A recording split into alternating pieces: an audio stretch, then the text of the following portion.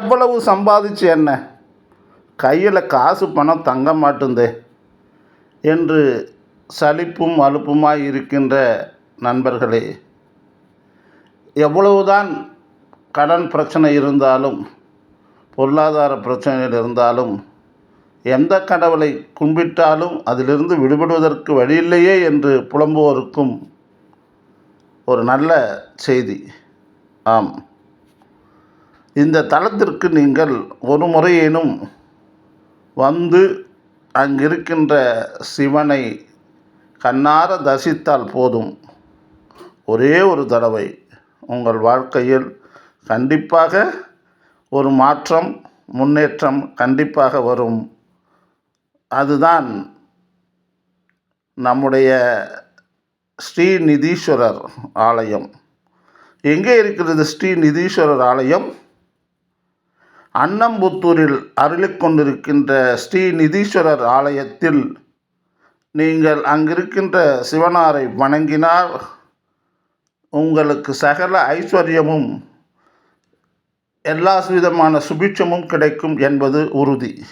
சுவாமியோட முடியை பார்த்துட்டு என்ன அன்னப்பறவை வடிவத்தில் போய் தாழம்பூ பொய் சாட்சி சொல்ல, அந்த பொய் சொன்ன இழுக்கு நீங்கணுங்கிறதுக்காக நம்மளுடைய இந்த சுவாமியை இங்க பிரதிஷ்டை பண்ணி வணங்கியிருக்காரு. நிதீஸ்வரர் சுவாமி அருள்மிகு வரும்பொழுது அன்னப்பறவை வடிவத்தோட வந்ததுனால இந்த ஊருக்கு அன்னம்புத்தூர், அன்னம் போற்றிய ஊர், அதுதான் மருவி அன்னம்புத்தூர்னு ஆயிருக்கு. ஓஹோ, அன்னம்புத்தூர் அது ஊர் பெயர் வரத்துக்கு காரணம். இங்க வந்ததுக்கு சுவாமியை பிரதிஷ்டை பண்ணி வணங்கினதுக்கு அப்புறம் தான் பிரம்மாவுக்கு அவர் பழைய வடிவம் வந்துதான். அதோடு இல்லாம சுவாமிக்கு நிதீஸ்வரர்னு ஏன் பேர் வந்ததுன்னா, குபேரன் அவருடைய ஆட்சி சொத்து பத்து எல்லாத்தையும் எழுந்துட்டு சங்கநிதி பதிமூணு எடுத்துட்டார் எல்லாத்தையும். இல்ல, அதுக்கு அப்புறம் தான் வந்தது. அதுக்கு முன்னாடி அவர் இலங்கையினுடைய மன்னன், ராவனுடைய சகோதரன் குபேரன். ஆமா. அப்ப அவருக்குள்ள சண்டை அவனுடைய சொத்து பத்து ஆட்சி எல்லாம் பிடிங்கன்னு ராவணன் விரட்டி விட்டான். ராவணன் மாதிரியே குபேரனும் பரம சிவபக்தன், ஒரு சிவாலயமா வழிபட்டு சிவசகா. ஆமா. அப்போ தமிழ்நாட்டில் ஒரு 60 சிவாலயம் வழிபட்டிருக்காரு குபேரன். அதுல நம்ம சுவாமி ஒண்ணு. ஆகையினால நம்ம சுவாமிக்கு நிதீஸ்வரர்னு பேரு. அதாவது குபேரன் தான் பட்டினத்தாராக இங்க அவதரித்தார்ன்றது மிகப்பெரிய ஒரு செய்தி. எங்க இதுல பார்க்க சொல்லுங்கன்னா தலபுராணத்துல திருவிக்கா எழுதியிருப்பார், பட்டினத்தார் புராணம். சொல்லுங்க. இப்ப குபேரனுக்கு இவர் மீண்டும் நிதி வழங்கியிருக்காரு, அதனால நிதீஸ்வரர். இந்த பகவானை வழிபடுகின்ற நம்ம அனைவருக்கும் பொன்னும் பொருளும் கிடைச்சி சேமமா இருக்கணும். அதுதான் இந்த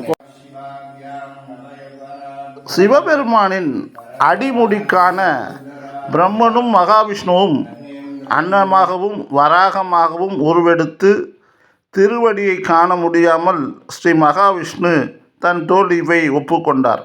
ஆனால் திருமுடியை காண சென்ற பிரம்மனோ ஈசனின் தலைமுடியை கண்டதாக பொய் உரைத்தார். அன்னப்பறவையாக அவர் பறந்து சென்று அவருடைய திருமுடியை கண்டதாக பொய் உரைத்ததால் நீ அன்னப்பறவையாகவே இரு என்று சபித்து விட்டார் சிவன். அன்னப்பறவையாகிய மாறிய பிரம்மனோ சிவபெருமானிடம் பாவ விமோசனம் வேண்டி மனம் திருந்தி கேட்டுக்கொண்டார். அப்படி சாப விமோசனம் அளிக்கப்பட்ட ஊர்தான் இந்த அன்னம்புத்தூர். பிரம்மன் அன்ன வடிவிலிருந்து தன் சாபத்தை நீக்கிய அவருடைய சாப விமோசனம் நடைபெற்ற ஊர் அன்னம்புத்தூர். அந்த அன்னம்புத்தூரில்தான் ஸ்ரீ நிதீஸ்வரராக சிவபெருமான் காட்சி அளிக்கிறார். அன்னம்புத்தூர் ஆலயத்தில் ஆலமர் செல்வன். அன்னம்புத்தூர் ஸ்ரீ நிதீஸ்வரர் ஆலயம், அதிலே அருள்மிகு தட்சிணாமூர்த்தி என்கின்ற ஆலமர் செல்வன். அதனால்தான் இங்கிருக்கின்ற சிவனை வணங்கி வழிபட்டால் பிரம்மனும் நம் தலையெழுத்தை திருத்தி எழுதி அருள் புரிவார். இதுவரை பட்ட கஷ்டங்களிலிருந்து உங்களுக்கு விடுதலை கிடைக்கும். ஏனென்றால் குபேரன் கடும் தவத்தால் ஈசனிடமிருந்து பெற்ற 8 நிதிகளையும், அதாவது பதுமநிதி, மகாபதுமநிதி, மகாநிதி, கச்சபநிதி, முகுந்தநிதி, குந்தநிதி, நீலநிதி, சங்கநிதி ஒருங்கே பெற்று வணங்கிய திருத்தலங்களில் ஒன்றுதான் இந்த அன்னம்புத்தூர் ஆலயம். அங்கிருக்கின்ற ஸ்ரீ நிதீஸ்வரர் சிவபெருமான். அம்பாள் பெயரோ ஸ்ரீ கனக திரிபுர சுந்தரி. கருணையே வடிவன கொண்டவள், பேரழகி. இவர்களுக்கு செவ்வாய் வெள்ளியில் புடவை சாத்தி வெற்றி கொண்டால் தடைப்பட்ட அத்தனை மங்கள காரியங்களும் விரைந்து நடக்கும். ராஜராஜ சோழன் ஏராளமான கோயில்களை கட்டியுள்ளான். எண்ணற்ற ஆலயங்களுக்கு நிபந்தங்கள் அளித்துள்ளான். பல்வேறு ஆலயங்கள் புனரமைப்பு செய்து மகிழ்ந்துள்ளான். அப்படிப்பட்ட சோழ மன்னன் இந்த ஆலயத்திற்கு வந்து வழிபட்டு வணங்கி மகிழ்ந்த ஒரு ஆலயம் ஸ்ரீ நிதீஸ்வரர் ஆலயம். அன்னம்புத்தூரில் இருக்கின்ற ஸ்ரீ நிதீஸ்வரர் ஆலயத்திற்கு 1008ஆம் வருடம் ராஜராஜ சோழன் அவனுடைய 23வது ஆட்சி ஆண்டில் இங்கு இந்த கோயிலுக்கு திருப்பணிகள் செய்திருக்கிறான். அதற்கு முன்னே இக்கோயில் இருக்கிறது என்றால் 2000-3000 ஆண்டுகளுக்கு முற்பட்டது என்று சொல்கிறார்கள். இப்பொழுது ராஜராஜ சோழன் காலம் 1008ஆம் நூற்றாண்டு. அதற்கு பிறகு இதை மறுபடியும் புதிதாக புனரமைத்து ஒரு 10 ஆண்டுகளுக்கு முன்புதான் இதை மிக சிறப்பான கற்கட்டடமாக மாற்றி சிறப்பான ஒரு கோயிலாக கிராமத்தார்கள் எடுத்திருக்கிறார்கள். அதற்கு முன் அது மிகவும் சிதிலமடைந்து மண்மேடாகத்தான் காட்சியளித்திருக்கிறது. ஸ்ரீ நிதீஸ்வரர் அம்பாள் ஸ்ரீ கனக திரிபுர சுந்தரி. ஸ்ரீ நிதீஸ்வரர் கிழக்கு பார்க்க அமைந்திருக்கிறார். கிழக்கு பார்த்த சன்னதியாக விற்றிருக்கிறார். நம்முடைய ஸ்ரீ கனக திரிபுர சுந்தரி அவர்கள் தெற்கு நோக்கி அமைந்திருக்குது. அவருடைய சன்னதி என்பது தெற்கு நோக்கி அமைந்துள்ளது. கருவறையின் இருபுறமும் துவாரபாலகர்கள். ஸ்ரீ விநாயகர் இடதுபுறம் வீற்றிருக்கிறார். ஸ்ரீ லட்சுமி விநாயகர், வள்ளி தேவசேனா சமேத ஸ்ரீ முருகன் ஆகிய சன்னதிகள் பிராகாரத்தில் உள்ளன. 5 கோஷ்ட மூர்த்திகளையும் பிராகாரத்தில் தரிசனம் செய்து கொள்ளலாம். சண்டிகேஸ்வரர், ஸ்ரீ பைரவர், நவகிரகம் மற்றும் ஸ்ரீ சிவலோகநாதர் என்கின்ற சித்தர் சன்னதியையும் நாம் தரிசனம் செய்து ஆன்மீக அமைதி பெறலாம். வியாழக்கிழமை தோறும் மஞ்சள் நிற பூக்களால் அர்ச்சித்து 5 நெய் தீபம் ஏற்றி 5 முறை வலம் வந்து ஸ்ரீ நிதீஸ்வரரை வணங்கினால் பிரம்மகத்தி தோஷம் நீங்குவதாக ஐதீகம்.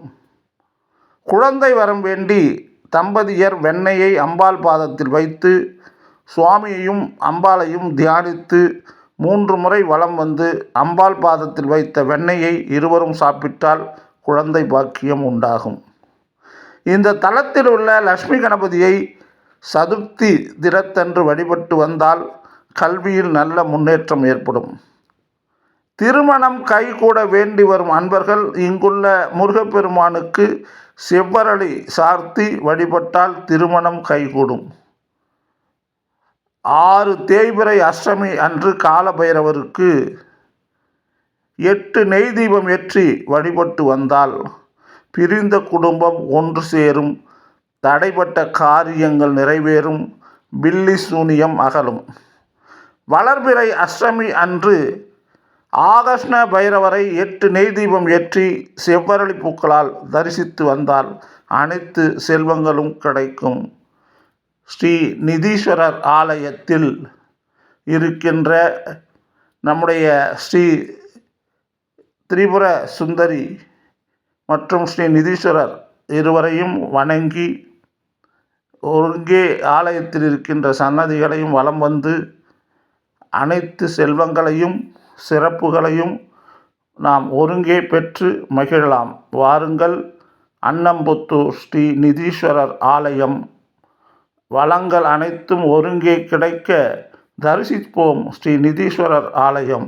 வாருங்கள், வாருங்கள், வாருங்கள். சென்னையிலிருந்து விழுப்புரம் செல்லுகின்ற சாலையில் திண்டிவனத்திலிருந்து சுமார் 10 கிலோமீட்டர் தொலைவில் உள்ளது அன்னம்புத்தூர். திண்டிவனம் புதுச்சேரி செல்லும் வழியில் வரகுப்பட்டு என்னும் ஊருக்கு அடுத்துள்ள சாலையில் சுமார் 4 கிலோமீட்டர் பயணித்தால் அன்னம்புத்தூரை அடையலாம்.